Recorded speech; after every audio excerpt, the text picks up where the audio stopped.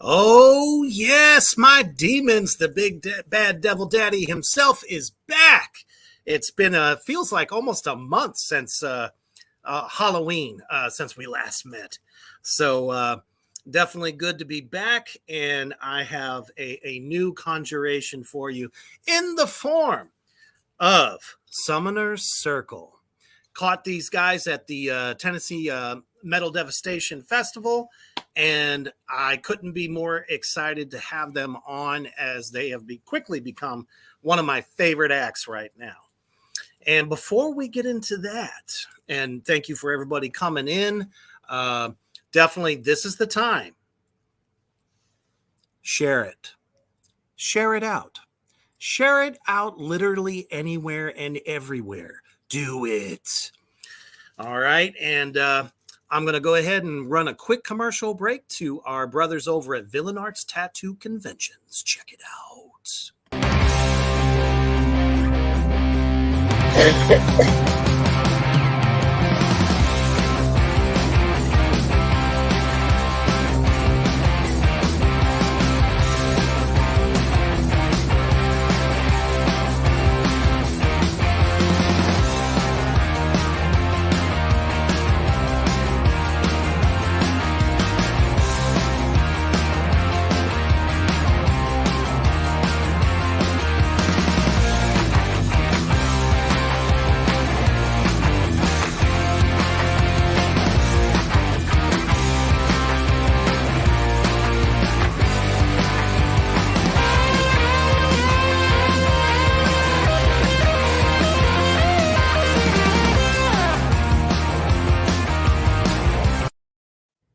That's right. You know what the fuck to do. If Villain Arts Tattoo Convention's the biggest in the country comes to your city, get your ass there. Get a quality tattoo from the most highest professional tattoo artists around the country. And check out the performances. It's one big freaky family, and we're all freaks, and we know we love it. All right. So apparently, Cat Noir is in the building.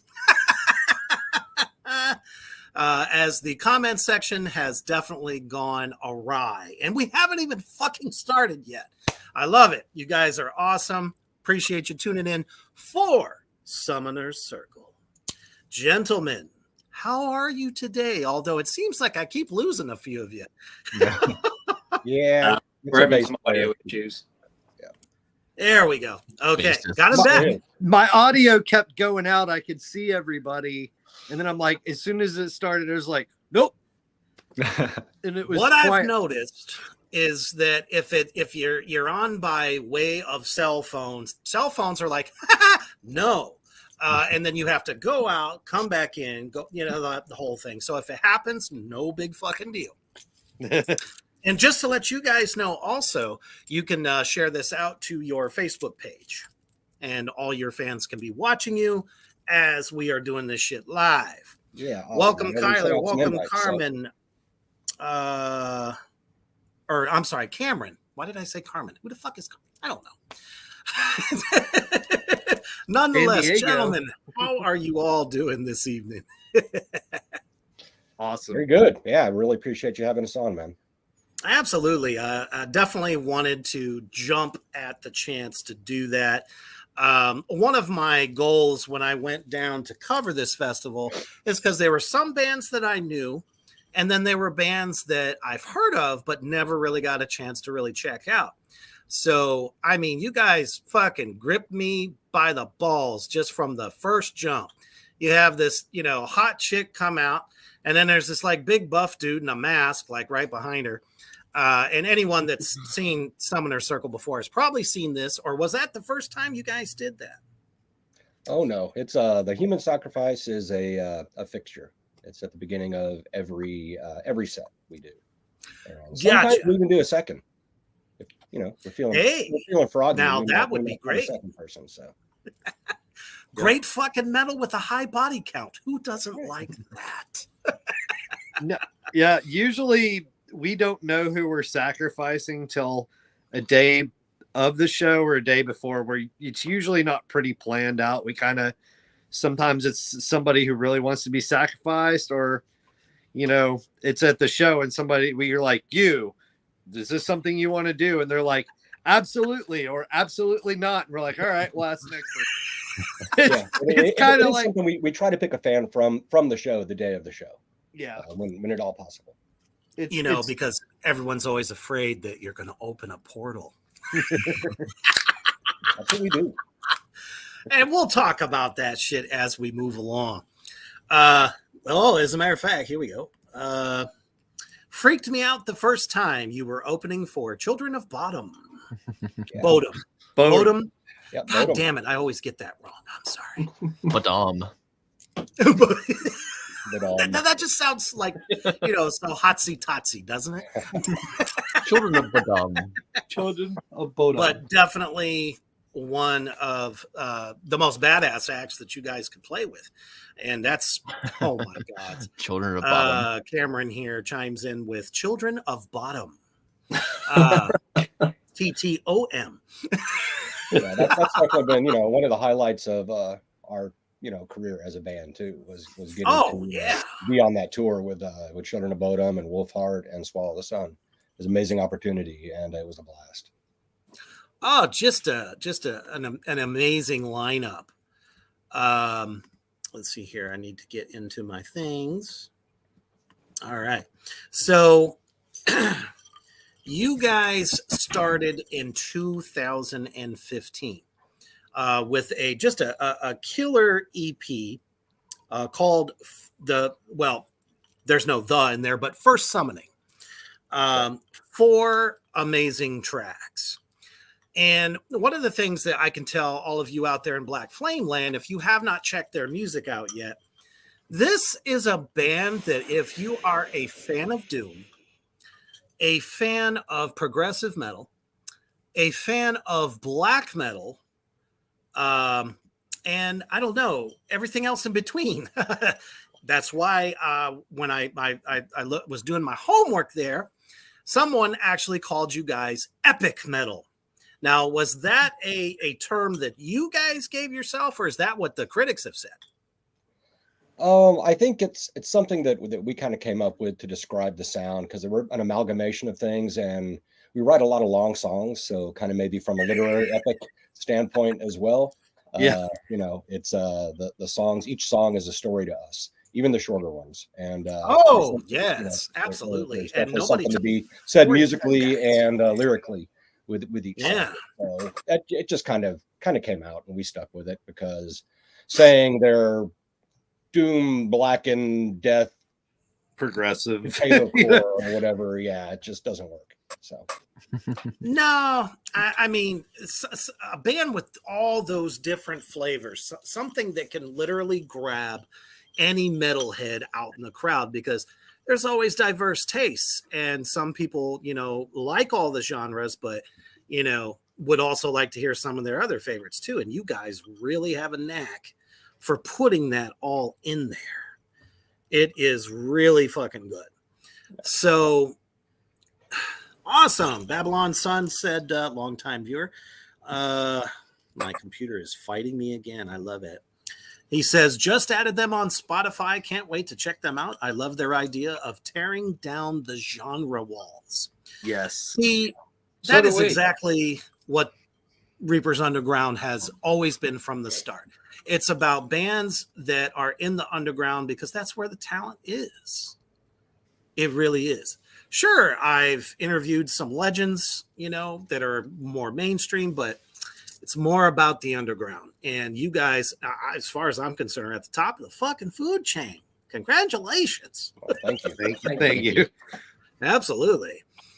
So, did you have this concept in mind in 2015?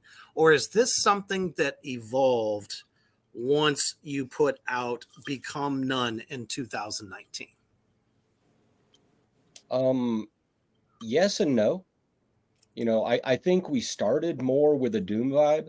If you check out the first EP, it's definitely got a little more of a Doom flavor to it, but there's still some proggy stuff and, you know, some weird jazzy stuff, you know, that you can find in there.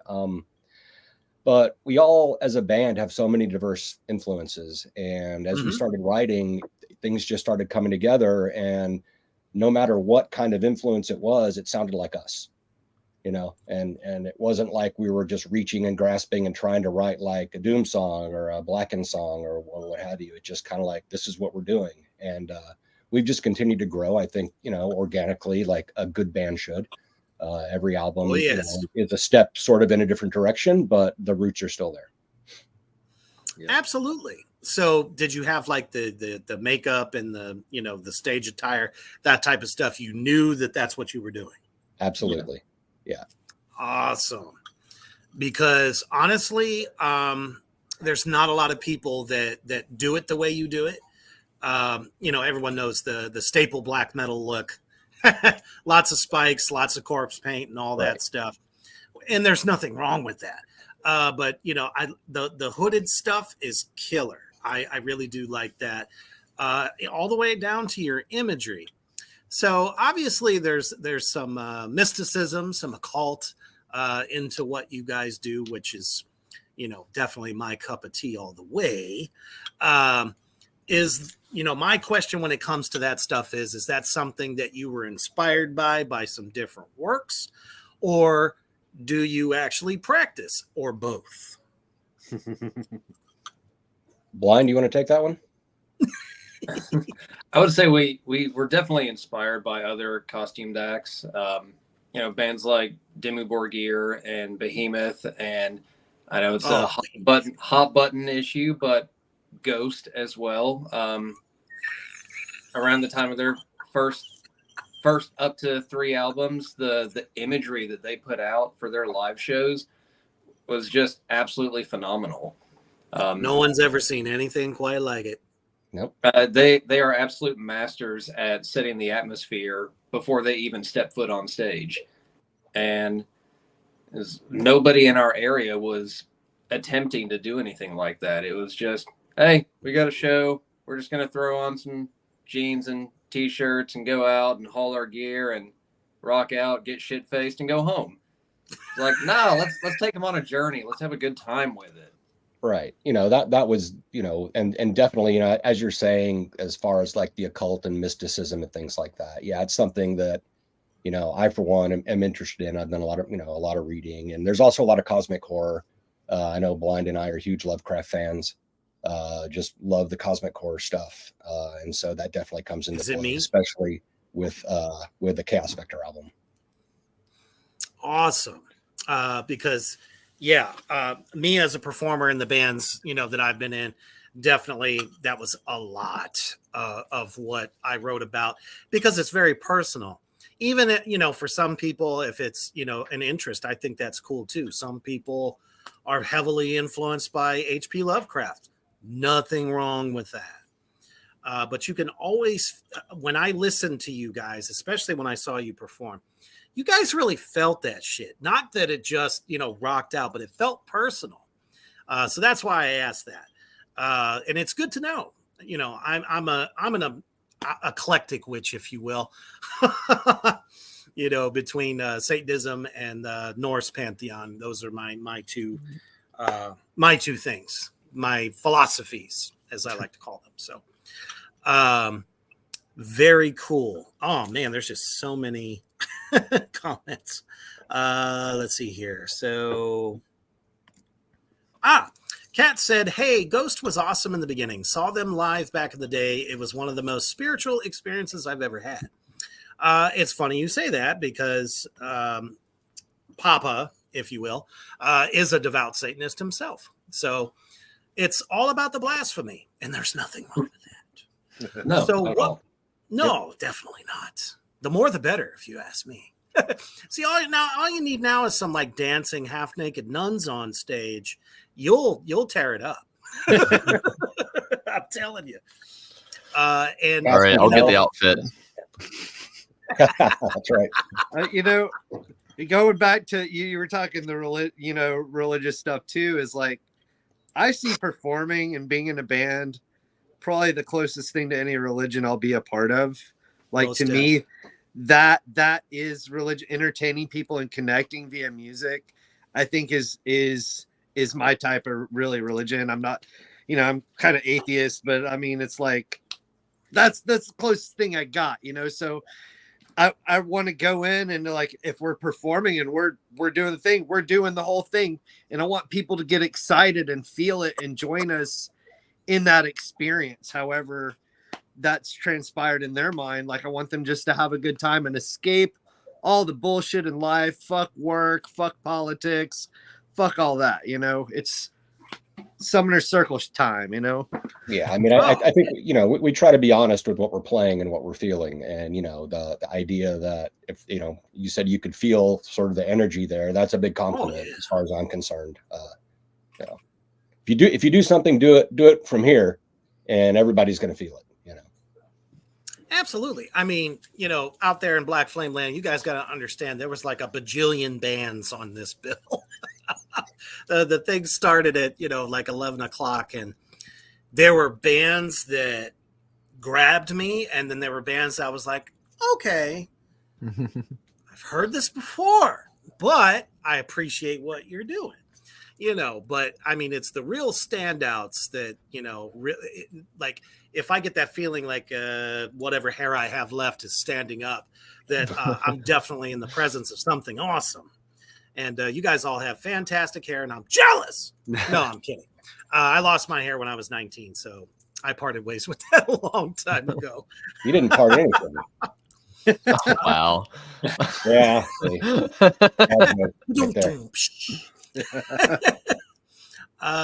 Before I get to my next question, Babylon Sun says, what comes first for you guys on average, the riffs or the lyrics?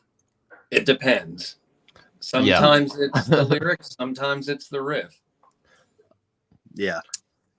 Yeah, I mean, honestly, that's just the way it goes. I've seen guitarists get inspired by what, after the singer reads the lyrics to him and says, here, I got this really cool idea. And then riff masters that you are can come up with stuff to really kind of bring that imagery out. So that's really cool. I know when I personally write, I like do a song map first and like notate an emotion for each part of the song. Then once the music's written, I go back and make sure that matches what the lyrics are doing. Yeah, so I kind of work my personal process with the emotional vibe as well. Like when I start writing, it's like I'm feeling something, and I try to construct something that is conveying how I'm feeling at the time. Nice. So you have a lot of symphonicness, as I like to call it, to what you guys do, which is very reminiscent of like, dare I say, Cradle of Filth. But the way you guys have it, it really is, it's not so out in front of your face, like just kind of like telling from the being in the crowd, watching you guys perform. It's there, but it's not overtaking you like Dimmu Borgir or Cradle of Filth in some cases. So is this backtracked, or is it, do you have a live keyboardist or somebody doing it? I can't I'll let remember. Nadir take that one, right? So I was not at the Metal Devastation Fest because I had other obligations, unfortunately, with timing and everything. But I feel it. I am the live keyboardist. I do all the I knew it. Orchestration for the new stuff. I was not on any of the previous albums, so you will hear my stuff on this album coming out soon. Fantastic. Yeah. It's great to hear that. And to be honest, even though, you weren't there to do your parts and whatnot, still the way you guys had it in the mix, was that intentional that, that just kind of just over and like enhances what's happening, but doesn't overtake the other parts. So it's sort of a balance because obviously with the previous albums, it was not super symphonic, but my background is more with like Epica, Dimmu Borgir, or Camelot, like that sort of thing. So it's a matter of like I try to write and still make it sound like Summoner Circle, right?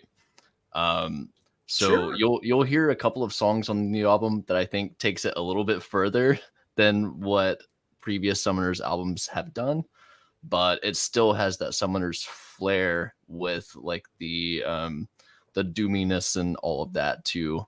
So it's not as in your face, you're right, but there's some cool stuff I'm excited Yeah, about. we're really excited about adding more symphonics to what we're doing.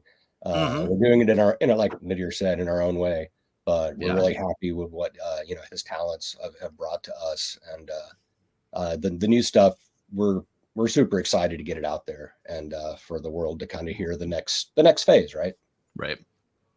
Hell yeah. I mean, if a band isn't evolving, it's shriveling, constantly upping your game, but not losing. Obviously, you guys have a bone crunching guitar section that I really love. It's chuggalicious, it's rifflicious, and goddamn, that guitar solo could have made Satan cry. So many of those solos I heard that night, I was like, God damn, Steve Vai done turned to the dark side. I love it. Yeah, I don't even know what I'm doing out there. I just let it go, And that's all you need to say, really. There's no method to the madness. It's just, happy accidents and moving with that energy that you guys create. I'm a feel lead guitar player, so I go more for feel than anything else. And that's kind of my stock answer for everything. We're getting a lot of cool adjectives in the chat here.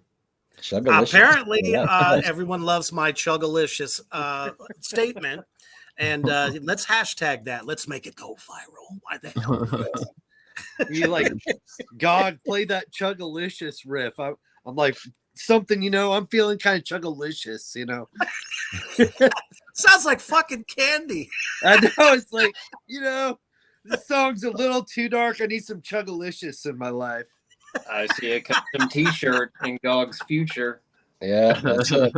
Oh man, I love it. That'd be great. And then got a little picture of me going. Yeah, that'd be perfect. When I drop my rap album, it'll be like Gog with DJ. Oh no. Yeah, so. No, don't do it. Now that's true blasphemy. Don't do that. But and then let's talk about vocals, man. Talk about a range.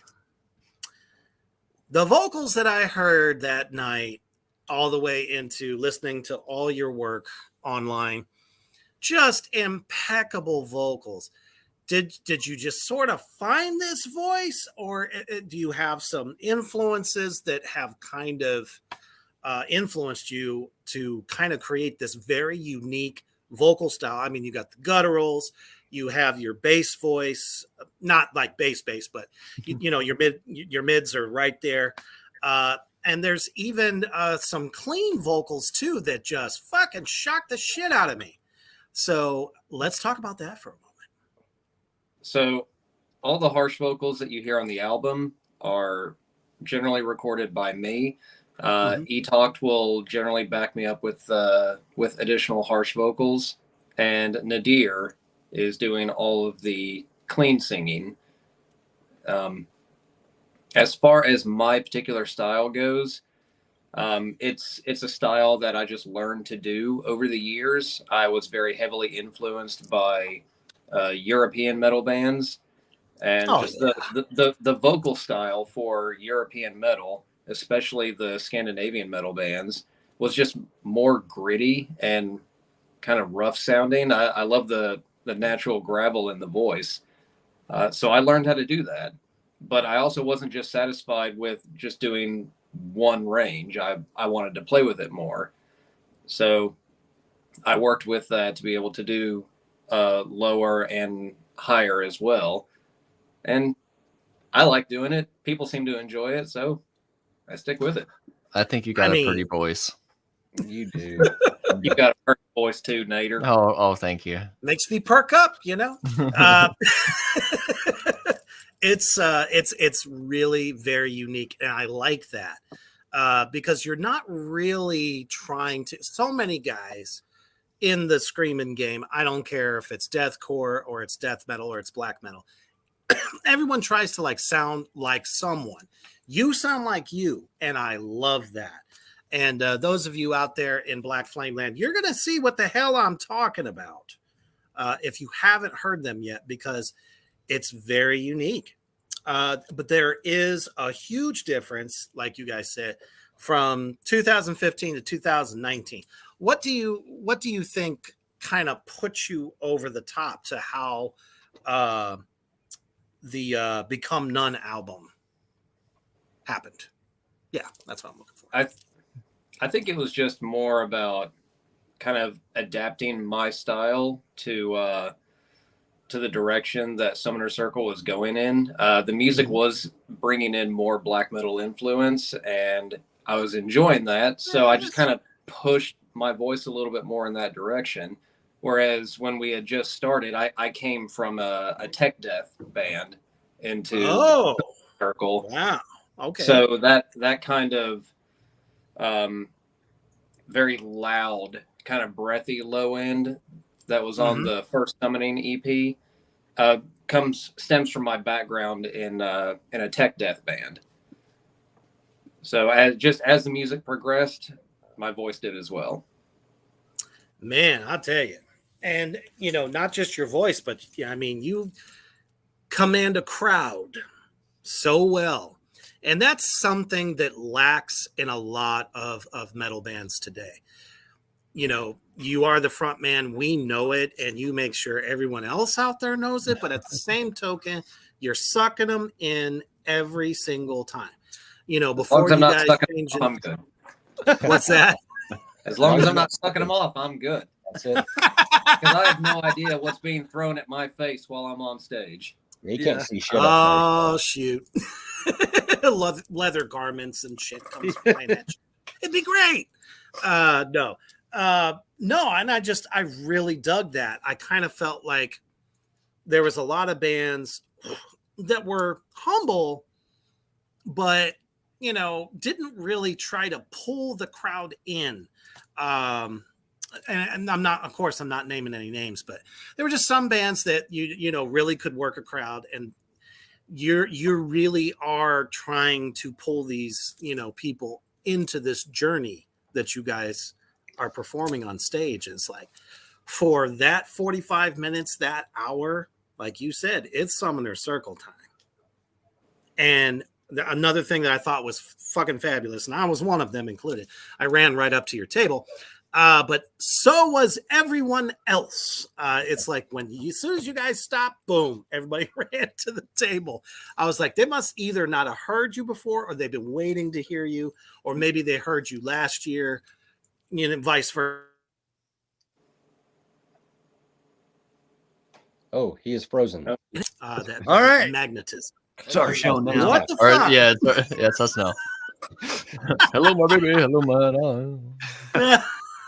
I thought it was just my end. I'm like, here I we thought I go was going to again. go into host mode and just start hosting this myself. But I just kind of wait until I see everyone start to move, and I'm like, okay, and we're back. Sucks. All right.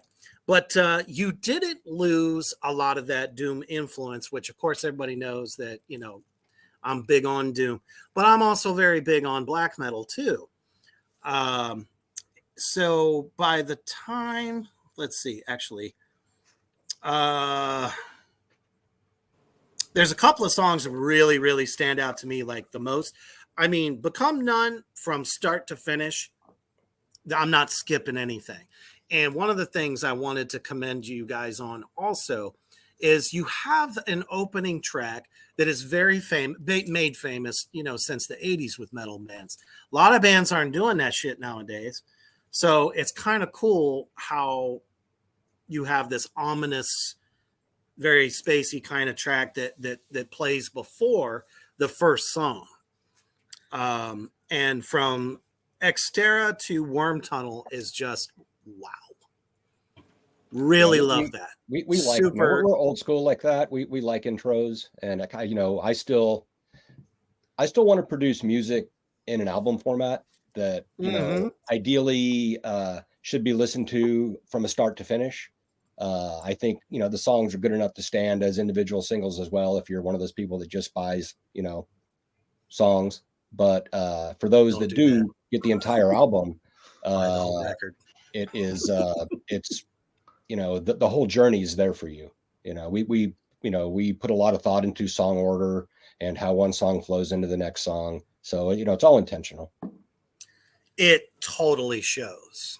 There's no song that I would say should come before the other. It's always a constant good flow. Legion. It's probably my most favoriteest track off the whole record. Oh. Love it. That's one of my favorites too. It's one of my favorites to play. So. Fantastic song. Holy shit. That's really all I can say. Cody says Worm Tunnel is my favorite to hear live. It hits a certain way that you feel you're going for a hell of a ride.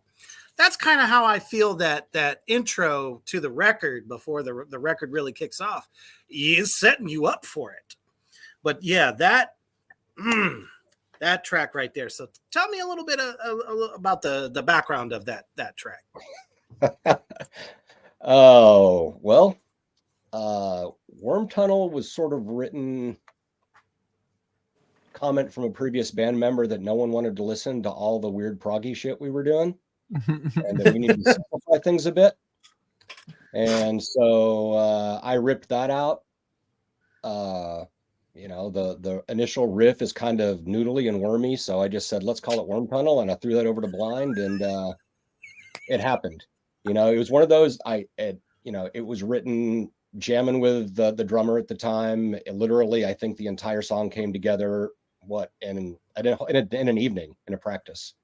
And, you know, of course, it evolved over time as we continued to work on it, but all the basic parts were there. It's one of those that fell together really quickly. And yeah, it's probably that and Chaos Vector are probably our most popular songs based upon streaming numbers and all that stuff. Ah, yes, the popularity contest. I have my feelings about Spotify, as I'm sure every musician on the planet that gives a shit about their music. Oh, we got 10 cents.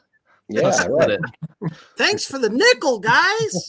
And if you want it out in their faces, you can do that by paying a phenomenal fee.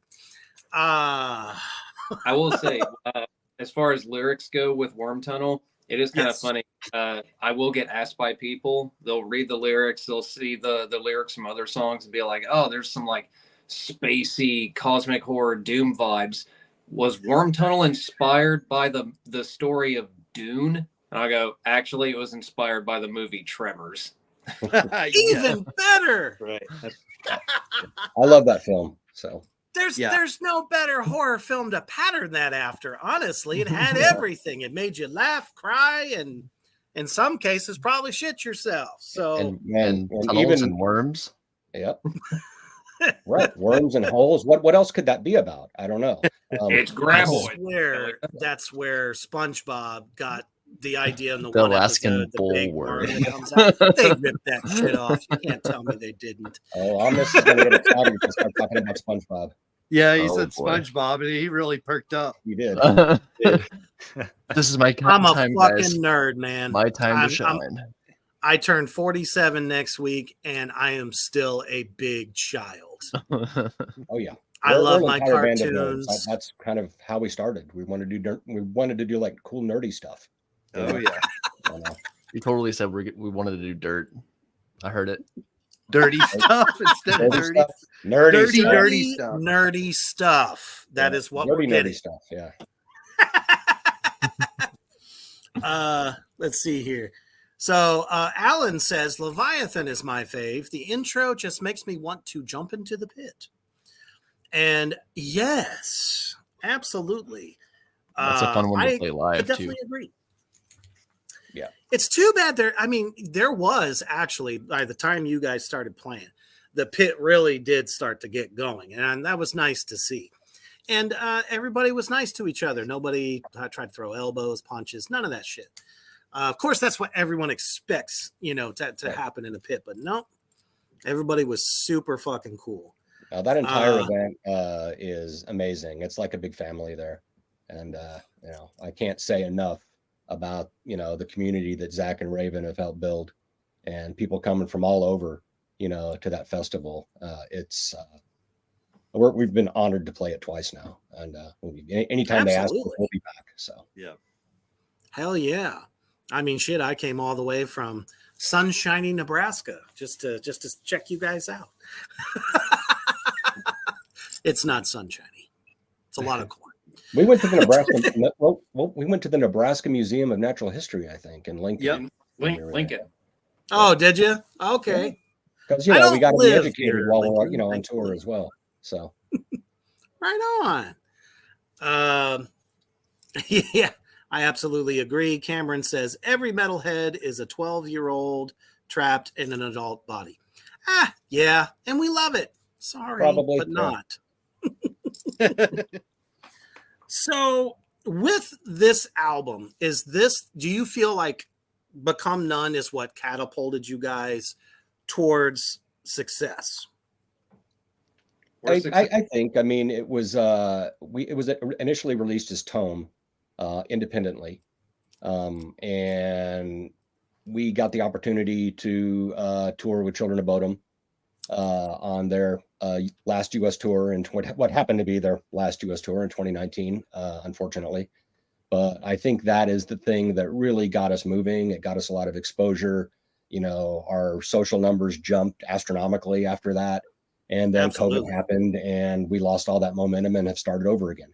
So, that's kind of with the world though, and it's great you brought that up because of course I tend to bring that up because my band at the time, Black Tar Superstar, was born just before the country shut down. And then we just spent that year writing and getting the EP together. So, yeah, that was definitely a challenge. Sure was. But I think you guys came out pretty good. So, other than not being able to do any physical shows, what were you guys able to do during that time? We put out Chaos Vector. Yep. Chaos Vector was our COVID baby. It was a lot of it had been written. We finished writing and got that recorded and put that out. So we were productive. Yes. And, most bands around that time really did use that time to be creative, but at the same token, really reach out to the fans through doing a lot of live streaming. Did you guys do any live stream spots where you played, for the folks or anything like that? No, we didn't really step into that. It was difficult. It's a lot of tech behind it, a lot of moving parts too. Holy crap. I think we went live from the basement, our practice area, and just talked to people one time, if I'm not mistaken. We had a lot of gag. We had one person give us a thumbs up once when we did that, and we were like, "Yeah, we probably shouldn't bother with this right now." Yeah. And there's nothing wrong with that. I think we saw Metal Injection had they got certain bands from around the country to somehow chime in and do a performance. I thought that was pretty cool, but it's I wish there was something simpler. And the way I did it was real guerrilla style. It either worked or there was so much technical difficulty. It was like, fuck do you do now? Yeah. I think I only had 3 of them go really well. And I invited bands from around the world. I would set it up there would be an opening band. So that would be a European band or a Brazilian band, something like that. Somebody, different bands that I had, made friends with through the pandemic. Have them go first and then their feed would cut and then my feed would come on. Sometimes it was flawless. Most of the time it was like, fuck. But you guys did not lose a step really, because what a fucking album Chaos Vector is. Thank you. I feel like actually, before we get to that, this one's great. I love it. I have to say it. SpongeBob is cool, but have you seen Flapjack? Who the fuck didn't see Flapjack? He was awesome. At any rate, so is there it feels like that album has an overall theme to it, artistically, vocally. What is the story of Chaos Vector? Does that encompass your time during the pandemic and the shutdown, or is there more to it than that? Chaos Vector is a concept album from start to finish. It tells a single cohesive story. Got it. And on our website, if you want an actual short story version of Chaos Vector in a more literary form, it's up on our website. And that's moving around the bottom, folks. Look at that. Summonercircle.com. There you go. This whole time I've been subliminally trying to get you to drink this Kool-Aid, so just do it. But So, the tell us a story little of Chaos Vector is an homage to my personal favorite Lovecraft story, which was The Case of Charles Dexter Ward. So yes. it's me tipping my hood to that story and just writing my own version of a similar take on it, where our stage personas are characters in the story of this cosmic horror tale, and yeah, that's it. It's just it's a horror story. Yeah, we are sort of the messengers of the elder gods in the story. And I see that totally kind of get that. reflected. I didn't want to be wrong, so that's why I thought I would let you tell me so I don't look like a douchebag. But I had a feeling, I did, but that just like puts it all together for me. And I must say, if you've ever seen the horror movie The Resurrected, which is based on that character, who played him? He was the vampire in Fright Night. Oh, Chris Sarandon. Got it. Yeah. That is the character that they based that on, correct? I don't that think was I've his- seen that, actually. Yeah. Oh my goodness. Yeah. It's one of Let me those put it down. diamonds in the rough. Yeah. Didn't really get a big box office push, but when you see it, it's basically he has resurrected himself through alchemy and all these other things, but all these horrific, nightmarish creatures. If you like that kind of thing, you would definitely dig it. I'm gonna look into that for sure. Everyone's just like, I'm looking that shit up right now. As soon as he said Charles Dexter Ward, I knew that name right off rip, because that movie it says that it's based off of the H.P. Lovecraft story. It's not nearly as cosmic, but it's definitely like Seven Gods of Chaos style. Right. So I think you would definitely dig it. Fan-fucking-tastic. I mean, let's talk about some of the songs. Shit, The Message, right off rip. Love it. Definitely the perfect way to kick into Of Black Horizons. Definitely a huge standout song for me off this record. I love the whole record. But of course, you're going to have your favorites. And then into the motherfucking banger of the Hierophants.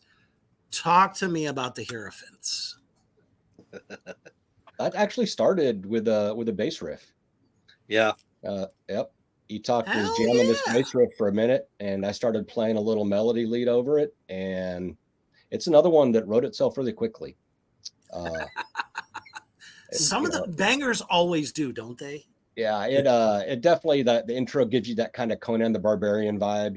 It's got sort of a fantasy feel to it before it kicks in. Well, the thing is once I brought it to the band, it's something I had for a while, and I had been waiting for the right time to present it to the right group of people. So it's something I had for like 10 years. Now, once I got it in with Summoners, it was like, boom, we've got a song. I was like, all right, fuck yeah. It felt really good. It felt so good. Just to compliment you guys. So I had no part of writing that song, just for context. But just to compliment the rest of the band, that's one song that all of my friends who have seen us are like, that song gave me chills. Oh, Just As it did me, you just can't see it. Yeah, that's definitely another one. It's another one of my favorites to play live because, you know, a lot of times we open with Worm Tunnel. And so you go from something that's kind of high energy like that and you dial it back just a little bit. But that song, the Hierophants, continues to build the entire way until it's chaos at the end. And so that was sort of the theme there, you know. It's starting really melodic, kind of lulls you into a sense of false security. And then at the end, it's just chaos. yeah. Not of the Vector variety. No, that comes out later. of the Vector. No, It's also one of my favorite tarot cards too. I was able to find a tarot card of the Hierophant with Cthulhu as the artwork, Nice. and Cool. it's just one of my personal favorites. I just love it. Yes, I read and I dabble. So awesome. So, and you know, that's another thing I was definitely going to talk about is it is very refreshing to see a bassist finger the bass versus the pick. It has everything to do right. He does a little bit of both, actually. What day Well, hand do you? yeah, but for the most part, you are, you know, using the fingers, and that's one thing. Like let's say Cliff Burton, dare I say, may he rest in peace wherever the fuck he is. Probably hands down the best bassist that has ever played in Metallica. His tone was second to none, and it really does make an impact in your guys' music. I love the sound, and it's also not hidden. You can actually hear what he's doing, and that's really cool. Yeah, we always tell him like- we're going to Newstead him in the studio. We're going to Newstead him on. it's not. That's the No! ongoing joke. I'm Don't do like it! so worried I'm being Newsteaded at every show. Like they just buried me. Yeah, if He's we're, out if there we're having a looking. mixing session and he's not there, he always hears it. But I'm just Oh no! I'm just like Sid Vicious and the Sex Pistols. Can't really make out what I'm doing, but I look cool, right? I mean, I love the way he writes bass, and we work really well together. He's very cognizant of the sonic space that we're each filling. Like if you know, Yeah. he'll go melodically high if we're chugging down low, and we try to fill all those spaces with something interesting. And I really like the fact that he can add melody in addition to just holding down the groove. So Oh yeah, definitely. That is very Geezer Butler of you, sir. I still say probably the most underrated bassist in metal. I love Geezer. Yeah. The way he would move around Tony Iommi, and it was always perfect. Yeah. I don't know. It didn't matter. It was always the perfect fill. He didn't leave. I mean, he left the spaces where they needed, but it's like he could give almost like a drummer would give a fill. You know what I mean? And yeah, unfortunately the drummer is not with us tonight. God damn it. I love the way the drummer sounds on these records. The fact that you can feel the double kicks, but you can also hear them, but they don't sound so triggered that it almost seems synthetic. So I don't know how many of you are involved in, you know, the overall mix down and stuff like that when you're working with the engineer. Who really gets it to sound this way? Well, is it a Well, collective? Well, he's a I can drummer, add. I so. can add to this a little bit. So the engineer that we're usually working with in the studio is a drummer, a phenomenal drummer, An amazing drummer. and That fucking helps. Yeah. He's all no.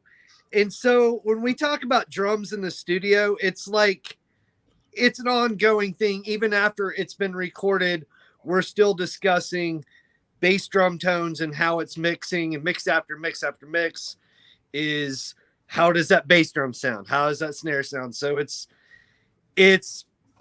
pretty fun, but at some points you're like, all right, guys, we know that the drums is a thing, but let's move on to guitar. Let's move it up 0.2 vocals. dB. But Yeah, we're doing that. Yeah, there's a lot of that, and it's really just because you know, a drum tone that sounds good by itself. Same with a guitar tone. It may sit in the mix differently when you're recording. They And do. so you have to get, you know, the right qualities you want. It may not be something you like necessarily when you hear it by itself or isolated, but when it blends with everything else, it's great. And yeah, I'll give a shout out to Yannick. His name is Yannick Bercier at Wave Transform Recording Studio.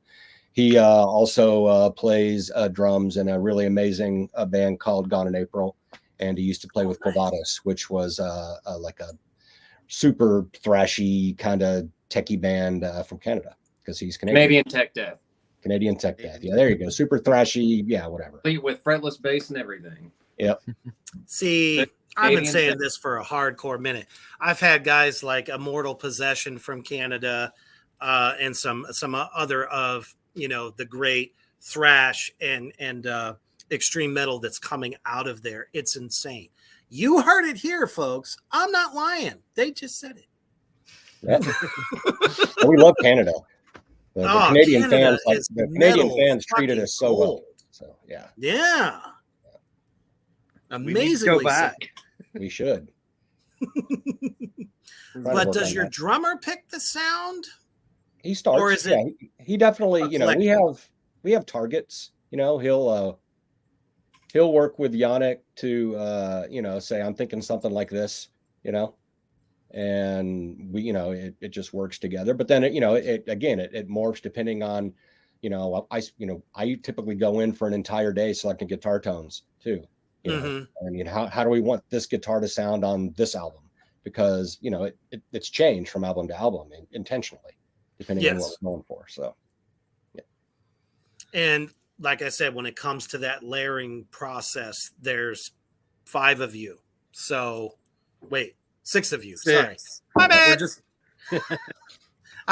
He's not here. That's my fault. You didn't count the Too drummer. much. We'll be 5 again. Don't worry. oh, no. new guy. Dun, dun, dun. Oh, we'll get to you, new guy. Oh, we God. need to get to We're almost there. But yeah, the layering that it takes when you have, you know, this many players, everything has to be heard, and not one thing is overpowering the other. So it's like you guys really find that perfect mix. And the fact that you got a really good engineer that you're working with, and strangely enough, he's a drummer, really made this happen. And definitely got to commend you guys. There's a lot of bands that just sometimes, you know, either the vocals are too to the front or the drums are too to the front, and then it's like everybody else falls in the middle. Everything is equally perfect in its dichotomy. So that's awesome. I really, really appreciate that in your music, as do everybody out there. Thank you. So, new guy, That's me. how long have you been in the band, sir? Oh, God. Probably like 2 months, 2.5 Yep, months. 2.5 months or so. Yep. Yeah. I'm no longer the new guy. That's right. I bet that feels good. So, tell us straight. Did you shit Oh, yourself? I'm stupid. Yes, absolutely.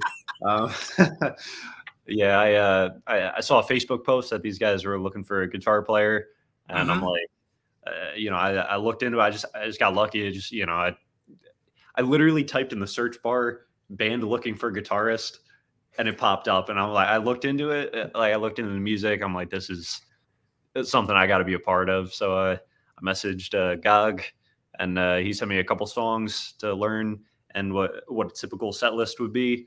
And so I learned those songs and, you know, a couple extra ones, and flew down from New York and met these guys in Tennessee, fumbled my way through the songs, and apparently it was somewhat good enough. No, I mean, literally, we were saying learn 3 songs. If you get a chance, here's a couple more. But I did send him, you know, he asked like, what would a typical set list be? And so I gave him, I said, you know, we got a tour coming up. Here's the set we're planning on playing on the tour. Now this was 2 weeks before we were going to leave on this tour when he came down, and we didn't really have any idea that he would, you know, come down, nail everything, and be, you know, tour ready. We didn't think, you know, we weren't planning on that, you know, but he got down and, you know, he nailed all these songs and goes, oh, I know these too. And, you know, we went over a couple of the parts and he had them, you know, picked out almost perfectly. He played the parts really well, and, you know, we really like him. So, yeah. And then, you know, we decided to throw out kind of while he was in the room, we're like, do we want to see if he wants to do this tour with us? And we're like, yeah, sure. Let's ask him. And we're like, no pressure, but do you want to do this? And he's like, yeah. So I was like, all right. So yeah, from like not being in the band to a full band member in 2 weeks and on a tour. So See, Yeah, when that's Omnis says awesome. he fumbled his way in, he means he fucking crushed it. yeah, he hit everything. Yeah. Oh, thank you guys. Yeah, I was super fucking nervous coming. Can I swear on here? I think I've said fuck it. I already you did. can. All right, cool. But yeah, I was super nervous coming down, but you know, I knew it was something like I had to do because it was a big change for me because you know, I didn't really before this I never really traveled too much. You know, I was kind of the one time I traveled was actually I was on vacation I was in Minnesota when I saw the post and I messaged him, and so like I had like I think like a week to learn the songs, but I was on vacation that whole time, so I'm like in between the stuff that was like planned to do. I'm like sitting in the laundry room like learning the songs. It was just Sending us videos from the laundry room. Yeah. So. yeah, it's like the washer and dryers in the back. I'm like it's like You make it almost sound like you're good at guitar or something. He might be. oh yeah, I don't know about that one. Debatable. Oh yeah, but seriously, yeah, he crushed it. He's an amazing guitar player, and we're really excited, you know, for what the future brings. You know, we have Nadir now on a full album with his writing and his contributions, and to bring Omnis in, you know, for what's coming. And he's already starting to, you know, showing me some riffs and ideas, and they're like all amazing. So, you know, I think continue to grow and, you know, do the thing. It's exciting. Yeah, I'm So excited. were to be you part a of it. fan of the band prior?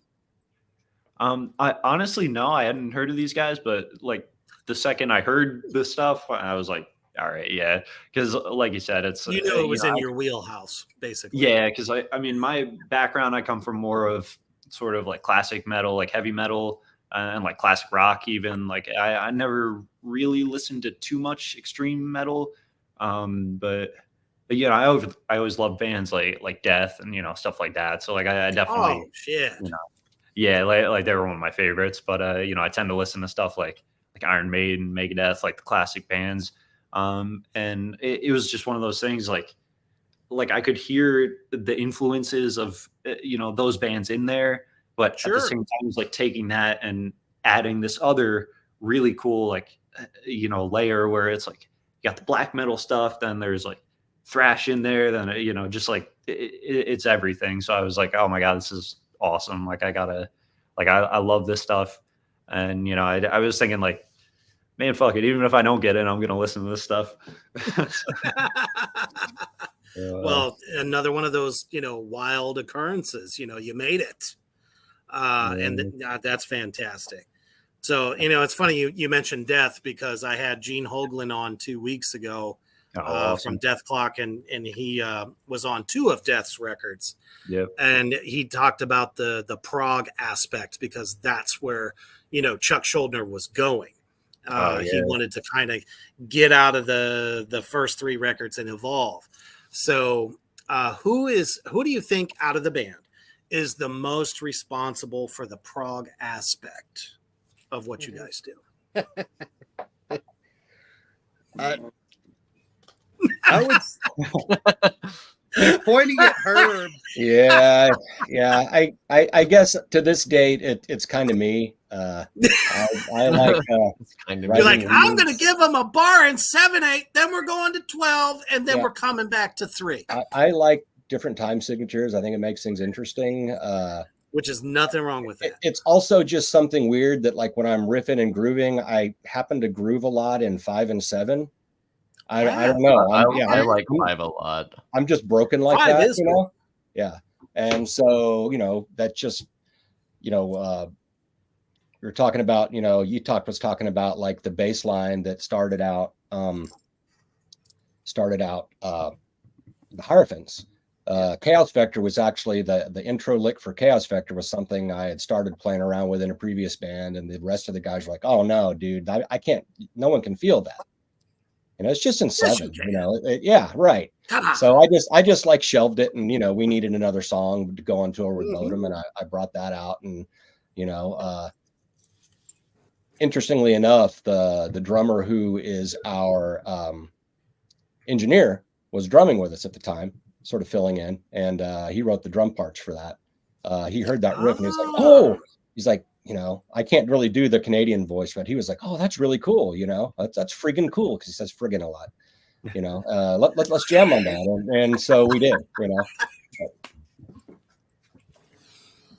Nice. Yeah. So, and then that brings us to, is it Apostasy? Did I Yes. say that right? Yes. You did. Yes. So my question on that, obviously, killer fucking tune. If you guys out there in Black Flame Land haven't heard it yet, if I can pull it up, hold on. There we go. I believe I have the image. There it is. All right, right there. Nice. This song will pull your heart out through your asshole. That's the best way I can say that because it's so fucking good. So, was this just a new song that you guys had come up after or came up with after Chaos Vector? Like something new that you had done? You were like, let's put this out. It was the Or was last it a song, leftover? It was the last song written for the album. Originally, interestingly enough, we were going to re-record Leviathan and make that the last track on the album. But Invictus was like, I really don't want to do that. I think we should write something else. And so I went to work and came up with Apostasy. And it definitely well worth it and has kept people obviously that's our set closer now, so it's a great closer. Really fun song to play. I think live, that's probably the song that I get into the most, up here. That's where my neck starts to hurt. Yeah. Oh yes, there is a lot of multiple headbanging that occurs on this stage during such songs, and that was most definitely one of them. It's the only time I ever miss my head because when a bald head starts swiveling around, it's like, what the fuck's wrong with you? Are you broken? No, I'm just really digging the tune. And it's also we get to bring Bleedus out, Yeah. Yes, our little bloody baby. Absolutely. The kids love bleed. Yep. Absolutely, man. Can't take you guys So anywhere. just for, all of you wonderful folks out there in Black Flame Land, as well as your fans that have tuned in, I caught a snippet of their live performance. And if you haven't heard Summoner Circle yet, dig this because even though it's live, it sounds fucking awesome. Thank you, iPhone. Here we go. Check this shit out.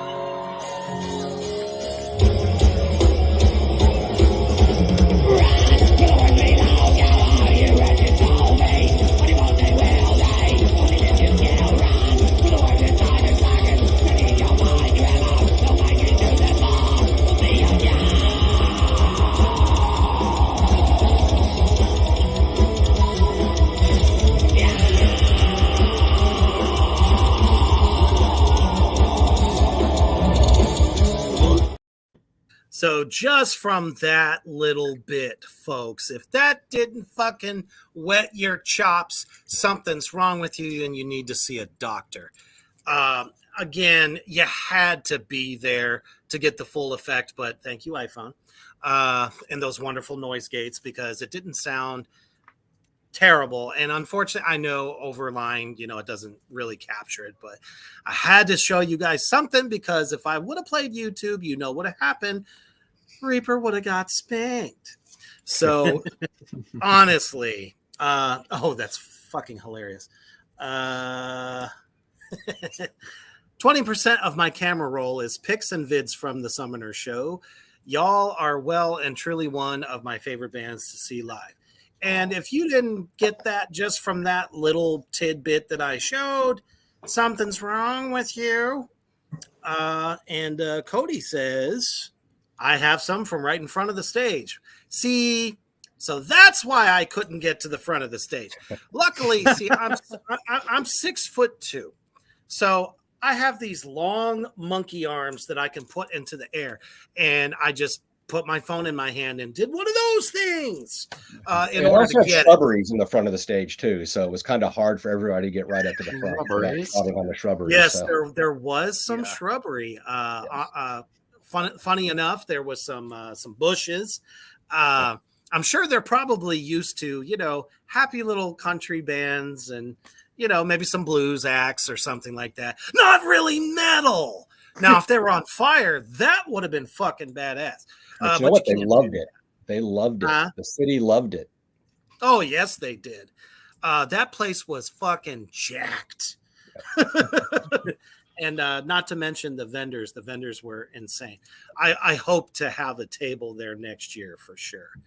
But yeah, honestly, guys, summonercircle.com. Go there. They have delicious things waiting for you. And I don't mean food. Here we go. There it is. And bam! They have some killer motherfucking shirts.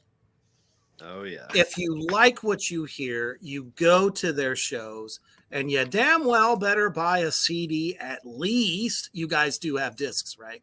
Oh, yeah. As well as probably vinyl as well, if it's not, too over the top. No vinyl yet.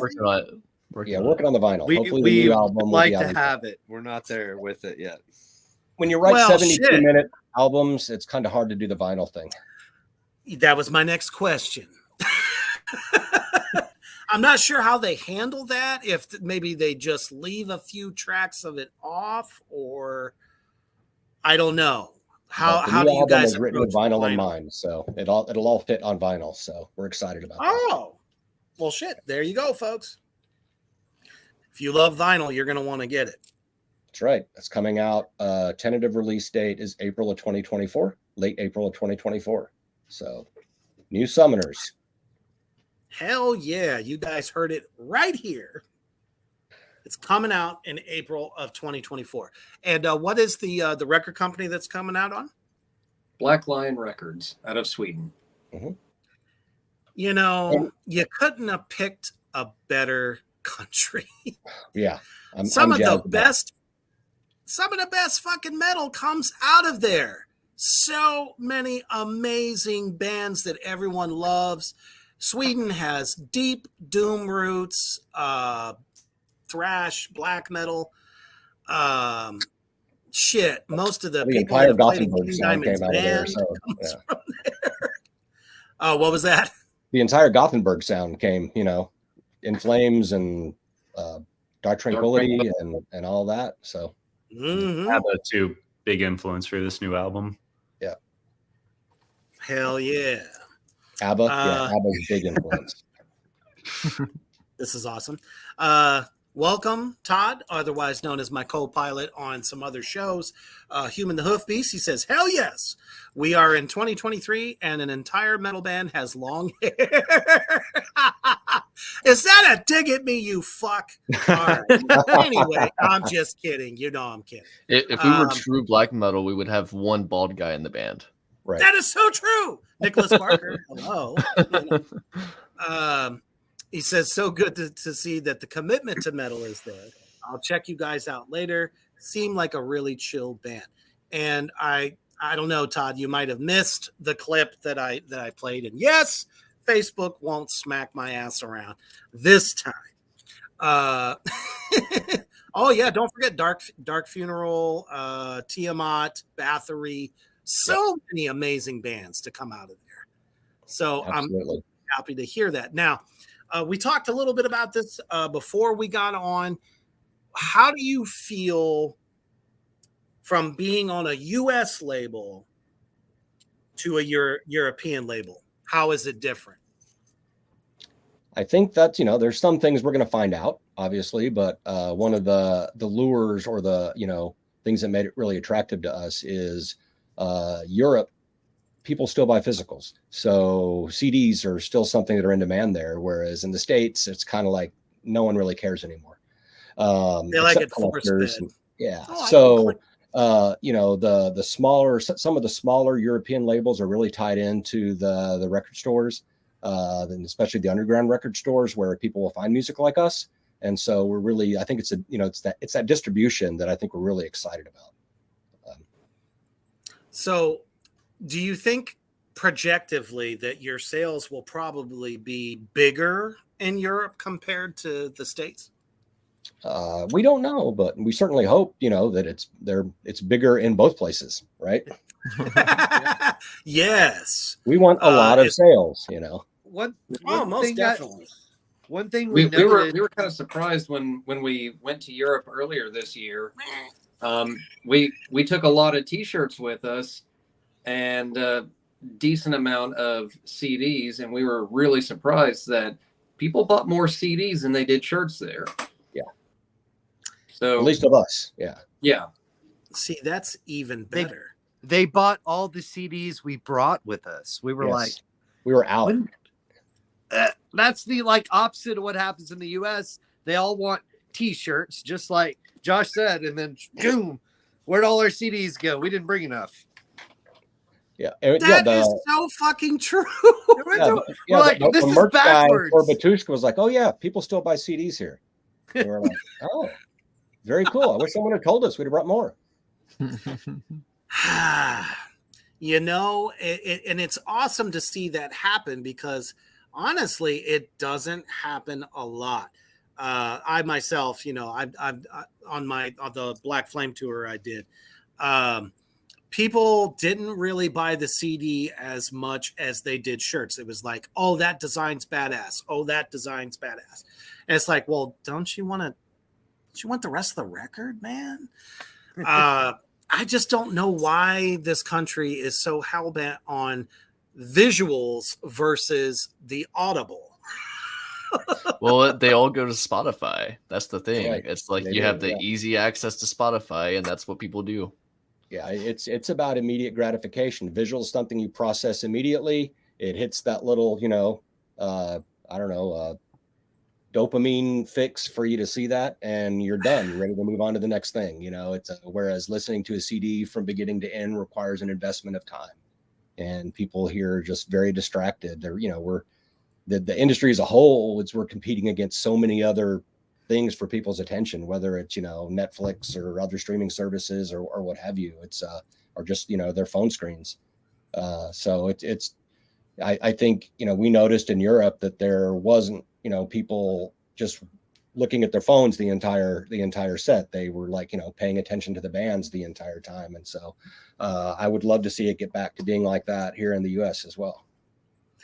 Guaranteed I would not have been on my phone that much because when I go to a show, I want to see the band.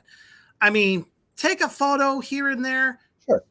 That's what, 2-3 seconds. And the rest of the time, my focus is on what's happening on stage.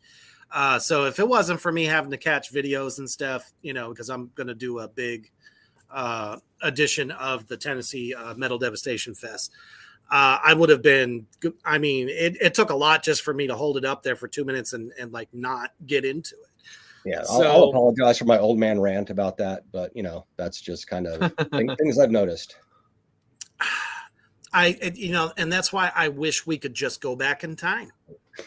We've actually talked about this a lot on Tracks of the Damn show on Monday nights here on the Black Flame Network. And it's like, you don't understand why the performer is like, I want you to see and hear me. I don't want you to look through your phone to do it. Right. You know, there's a reason for that. You cannot connect. I don't know why. I mean, it's marketing. You know it is. It's US marketing all the way. Do it with your phone. Do it with your phone. Capture it. Capture it. I mean, that's how they get cell phones sold. Because literally you can just whip it out and catch whatever you want at any given time. And that memory is there. I think it just kind of dumbs down the experience. So do you get that a lot in the US? People just on their phones watching you through their phone? Yeah, I mean, we see more of it here, I think. I mean, that's my personal take on it. I think we see Gotcha. more of that, but and I think it's great to be able to capture something and have that as a memory. But I like that physical connection too that you can make when someone's not looking through a screen. You can look them right in the eye while you're performing, and then you feel that that energy going between yourself and the audience. Fortunately, I Absolutely. can't ever tell when they've got their phones up. No, you can't see anything. Yeah. That's true too. Unless you're Glenn Danzig and he points you out and he says, security, grab that person's phone. So, out of your touring, what was one of the best experiences you had on a tour with another band? Montreal, with Children of Bodom, Swallow the Sun, and Wolfheart. It was the second day of the Hex tour and our second day in Canada. This beautiful theater. It just looked like a shitty brick building from the outside, and from the inside it was like this 3-story gorgeous old wooden theater with a massive stage. It was fantastic. And the crowd there, again, this is Montreal, so English is a second language there. We were Right. the unknown band on the bill. And by the time we started breaking into Balrog General, they were singing along with us. They knew the words to it. And It's a that game. blew my Yeah. mind. And we got encore chants that night on our unknown band, second night on the first major tour we've ever been on. And it's like, okay, we're doing something right here. Let's it was very confirming. Yeah. Sure.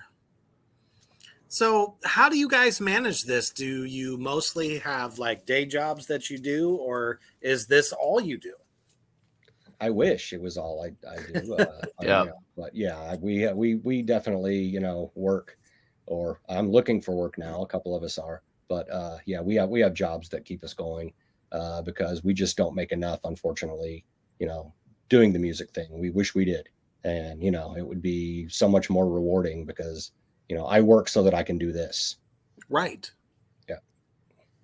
And I think it's really important for the viewers out there, who obviously there's a lot of your fans out there in the comment section, as well as my viewers that are catching you for the first time. It's important to know that, it ain't like it used to be where you just get the contract and boom, that's it. That's all you do. You either keep going or you burn out. We do this because we love it. We do it for you guys. It's a two-way street, but at the end of the day, it doesn't necessarily pay the bills. All the way down to the bands that buy on to tours. Now, that is a hard pill to swallow. That's 'Cause the you way it can is. I almost mean, imagine. if you want to get known and you want to get on a larger tour, you're going to have to buy on. I mean, that's kind of the way it works nowadays. It's not, I'm sure there are exceptions to that, but yeah, the larger tours for underground and lesser known bands are almost always buy-ons at this point, at least for your first few. And then, you'll get to the point where you're getting asked to come on because you've built up enough of a following to be of value to the tour. But it's so expensive for the headliners and the direct supports to tour that they have to take on these buy-on bands in order to afford because they're not making enough from ticket sales and merchandise and what have you. So I get it. I don't like it. I wish it wasn't that way, but that's the reality. Definitely. Now, you know, it's if you want to play like at that level, you're going to have to do some buy-ons. Well, how do you guys see the future at the moment? Any plans to maybe tour into Europe? Well, nothing definite yet, but yes, there are plans. You know, we definitely we're going to try to get back to Europe this next year, try to get back into the States this year. Well, we will definitely, you know, trying to work some things out, you know, coordinated with the album release. So Satellite Touring is who does our booking. So, you know, they're working on some things for us along with Mark Clapel from EMG. He's also a guitarist of Misery Index. He's our manager. So they're working together with Satellite, trying to, you know, see what 2024 is going to be for us. So that's all in the works right now. We don't have a lot of specific details, but shit's going to happen. Awesome. So you heard it here, folks. They're going to be everywhere, hopefully. Hopefully. And I definitely wish you guys the best success, because bands like this they're very rare these days. Very original sound. Please check them out on all the things. You know what to do. Spotify, Apple Music, Amazon Music, everywhere. all that shit. But most importantly, go to the website. I have been subliminally hitting you with magic at the bottom of the fucking screen. Go to their website and check out everything. Buy merch, because without you all, bands like this can't exist. It just doesn't happen. Otherwise, you know, you're just six guys in a basement having a good time. Yep. I know that sounds bad, but you know, no implications there. No, it's true. Yeah. Most definitely. So obviously here at Black Flame Entertainment, we love our horror. So I want to go across the line. We can start with Nadir there. What is your favorite spooky movie? Oh God. Okay. I really like fantasy horror stuff rather There than you like go. slashers or anything like that. So like Guillermo del Toro, I'm a big fan of. I really enjoyed Oh. Mama. That was a cool one. Honestly, I don't watch a ton of horror. I love the aesthetic of the fantasy horror stuff. Nice. All right. Gog? Man, I got so many. A movie called Cemetery Man. It's one of my favorites. Nice. That's not one yeah. that's normally talked about. No, of the recent stuff, I also love slow burn. So some of the stuff that's come out recently, like Midsummer and The Witch, love The Witch, The Lighthouse, which some people say isn't horror, but I think it is. Yeah. Yeah. Big fan of that. And I grew up watching, you know, old Hammer horror films with my dad on Saturday afternoons now and you're stuff talking. like that. So that was, you know, they hold a special place in my heart. All Christopher Lee vampire movies and monster movies and Karloff stuff. So I love that stuff. I should have just said Abbott and Costello meet Frankenstein. Right. I've seen it. I love it. The dichotomy between Christopher Lee and Peter Cushing is second to none. It's amazing. That's all I can say. Never was there a pairing that fucking good. And I love a lot of stuff through the 80s and 90s and even some of the 2000s, even though I feel like they're missing something. But damn it. How do I say your name? Is it Etok? Hey, Etok. Damn, I got it. All right. You got it. Yep. You got it. Most people don't like to say Etox a lot. You know, they go, "Oh, that's how you say it." But I love it. appreciate you getting that right. I'm impressed. I am too.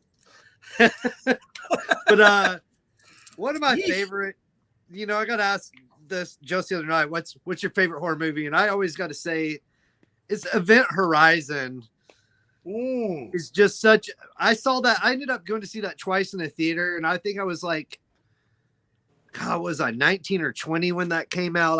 I don't know what year it was exactly, but I just remember being the first time watching it made me jump out of my seat. But I was like, I got to see that again. But I really like sci-fi horror, and I like things that are a little psychological, and there's gonna be a little mystery. I like a lot of murder mystery, horror movies or whatever, but I don't know. There's something about things that give you the heebie-jeebies, like for me anyway, but also it's like set in a very possible future time or whatever, Or almost an unescapable fate. Yeah. Like I recently went back and watched some of the Hellraiser movies. Those have always been nice in my book. I always enjoy those, especially the first couple. It gets a little weird after 3, but That's because they got away from Clive Barker's vision. Yep, exactly. They went into franchise mode instead of, oh, this is a great literary thing. They're like, let's make some money, guys. Let's do a horror. Let's go Hellraiser 20. All right, let's go. Got to keep up with Jason and Freddy. Yeah. Or Make Michael, sure Pinhead's in who's there, not too. going to die till he's 84. All right. How about you, Blind? I'm gonna pretty much echo everyone else in that I absolutely do not like slasher movies. I think they're just cheap horror movies. I like ones with just a little more supernatural to them. And I think The Void is probably one of the best horror movies I've seen of the last decade. It's a great It was one. absolutely fantastic. I love the original Hellraiser, and I really enjoyed the new Hellraiser that came out last year. I thought it was absolutely fantastic. It hit all the right That was the points. one that went to Hulu, right? Yes. Yes. Okay. It had the atmosphere. It hit all the right points. Yeah, some of the acting and some of the storytelling, they may have just hit fast forward a little bit on some of it, but I mean the design and the atmosphere of it was fantastic. It was creepy. It was cosmic horror, and it was awesome. I loved it. Nice. I'm also like a big fan of Phantasm and Prince of Darkness. I like Prince of Darkness. I mean, even, and people always like browbeat me over this. Honestly, I thought The Exorcist 3 was the best of the Exorcist series. Creepier. In some ways, yeah.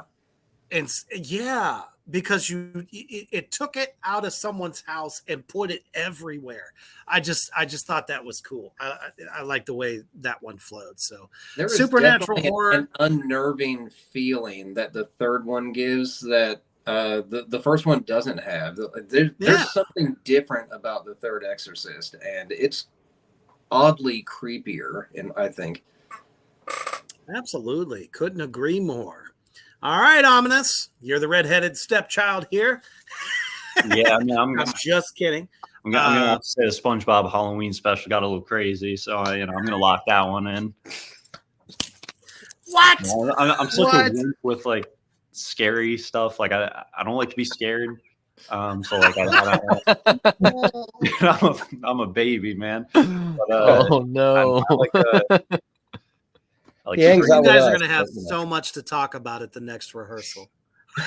yeah, these guys always rag on me because I don't watch like movies. I'm not a huge movie guy. Like I haven't seen so many of like the classic movies, especially horror movies. I'm just like, I don't know. I went to see the new Evil Dead movie in the theaters, and that was just a mistake. Like halfway through, I had to fucking like start having a panic attack. I had to leave. Like yeah, I'm just not good with scary stuff. I will say I don't like jump scares because it just pisses me off. Well, But- yeah. Every now But and I then. love the build up and the transportation into like a different world. Like that's what I like about it. See, the problem is you haven't been properly introduced to Bruce Campbell. He true. is what made Evil Dead what the fuck it is today. It's funny. Yeah. No, It I- is I did comedy enjoy those movies. gold. I think one of them was on in one of the hotels we were in. It was like the third one or something, like the second or Army of third one. Darkness. Army Oh, of Army Darkness. of- Yeah, I think Yeah. that one, like that was, it was all right. Like I got to watch the whole movie. Like, but there was one that came after. It was like the Leprechaun or something like that. That was awesome. Oh, it wasn't just Wow. Leprechaun. It was Leprechaun 2. That's right. Even more That's right. awesome. Oh, Leprechaun 3 was great though, because they took the concept of the leprechaun and put it in space with space marines. Oh God, mean- that's right. Well, there you go. That's Genius, my favorite. right? I don't even have to Absolutely. watch it. I know that's my favorite. I thought Leprechaun 3 was in Vegas. No, And I then think he shows up in the hood maybe it was somewhere. 5. Yeah, Leprechaun It in was the space. hood. One of them was in space. I know that, and it had space Well, marines, shit, they stuck Jason in space. Why the fuck can't they throw a leprechaun in there? right? You might as James well. Bond went They into got space. paid. found the end of the Space too. rainbow somewhere. Oh my God. Ah, Eventually, honestly, everyone I think, goes to space. So that's when you know your franchise is dead. exactly. Yeah. It's like when pop stars do a residency in Vegas. It's to die. Your career is done. Because none of them do shit after they do it. It's over. They made their money, and that's it. I was thinking we'd take this whole Summoners thing to Vegas. We could have like blue Lurex robes and glittered boots, and we just We'll bedazzle our hoods. right. Oh Yep. God. Oh, you'll be What's blinged happening? up for everybody That to worm see. tunnel, it's crazy, man. You playing that dome thing? Right? Oh shit! No, I You guys definitely can- I don't was wish like- that upon you. I You can't can imagine. go to doing a Vegas and be that cheese that version. old washed up worm tunnel, and I'll be like, jumping railroads or something with an acoustic guitar or something, whatever. Worm tunnel means something completely different. in But like, Vegas. remember back in the Oh, yeah, day it when does. I was in That's right. Summoner Circle? Well, they're just a bunch of washed up has-beens in Vegas with their blue robes. If I could go to Vegas and not lose the deed to my house this time, like that would be awesome.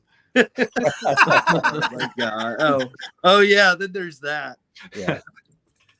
Omnis might have a Oh, gambling man. problem. He's only been in the band a couple of months, so we haven't fully determined if it's a problem or not. But yeah. Hey man, 99% of gamblers quit before they hit their big time. Just remember that.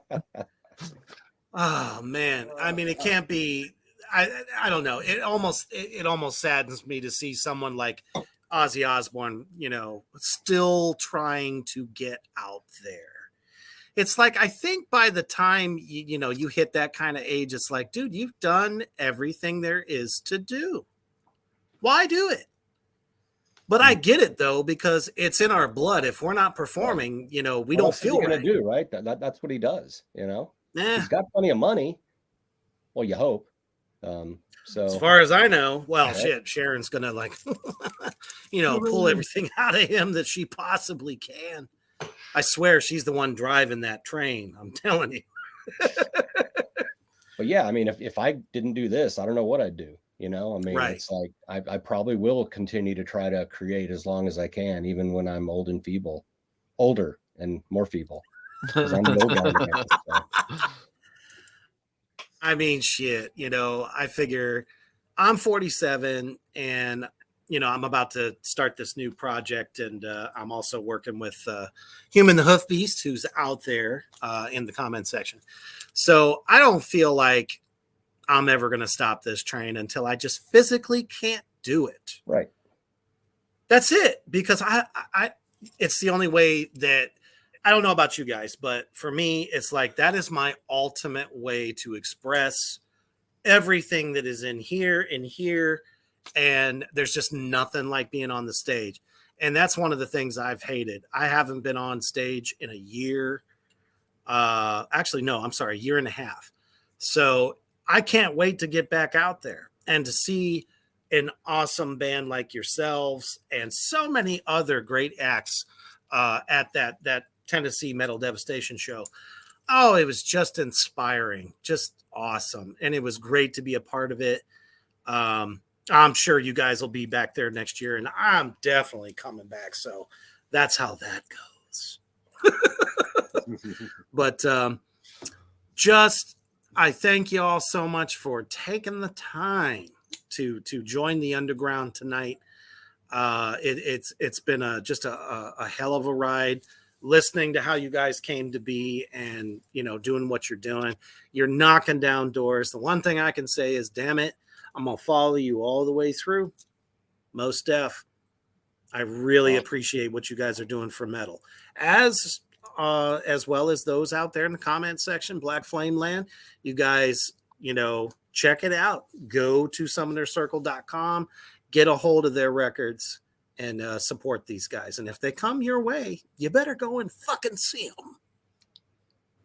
Period. So with all the new fans you've made tonight, as well as your fans that have shown up, what would you like to leave as your lasting message for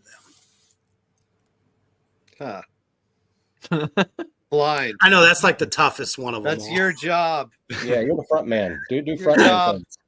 Do frontman things. I like that. There's a t-shirt. Yep. I would say,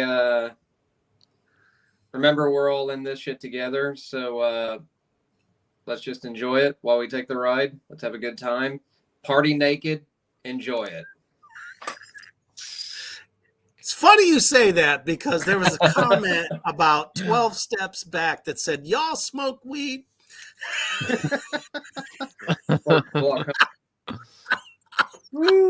Anybody else? Frontman did the frontman just, shit. I just want to say thank you very much, Reaper, for having us on. It's been a pleasure. Absolutely. I really enjoyed it. Thank you to all the folks out there listening and who support us. We do this not only for us, but for you guys out there. And without y'all, we're nothing. So, just thank you so much. Absolutely. Again, I want to thank everybody out there for listening tonight, taking that time out of the Wednesday hump day, and choosing Reapers Underground as your way to navigate through the week. Don't forget that the goddamn program is back this Friday, and we got all sorts of blasphemy waiting for you. So thank you, gentlemen, again for joining us tonight. And as everybody out there, you're laying it down and you're thinking about the work day tomorrow, and you got Tales of the Summoner's Circle dancing in your heads. Fuck Santa by Summoner's Circle. But always remember to stay heavy.